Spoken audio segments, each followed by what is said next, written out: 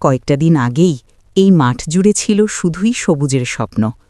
রোদে ঝিলিক দিয়ে ওঠা সেই কচি ধান গাছগুলো সবেমাত্র গর্ভবতী হতে শুরু করেছিল। থোঁড় বের হচ্ছিল আগামীর সোনালি ভাতের আশায়। কিন্তু প্রকৃতি আজ বড় নিষ্ঠুর। আকাশ থেকে ঝরে পড়া এক একটা বরফের টুকরো যেন আকাশ থেকে আসা কোনো অভিশাপ। এগুলো তো কেবল শিলা নয়, এক একটা কৃষকের বুকে বিঁধতে থাকা তীরের মতো। হাড় ভাঙা খাটুনি, ধারের টাকা আর এক বুক আশা দিয়ে আগলে রাখা স্বপ্নগুলো চোখের সামনে পিষ্ট হয়ে মাটির সাথে মিশে যাচ্ছে। যার ঘরে চাল নেই, যার একমাত্র সম্বল এই কবিঘা জমি, সেই কৃষক আজ আকাশের দিকে তাকিয়ে বাকরুদ্ধ। শিলার আঘাতে আজ শুধু ধানের থোড় ভাঙেনি, ভেঙে চুরমার হয়ে গেছে একটা পরিবারের আগামী দিনগুলোর স্বপ্ন।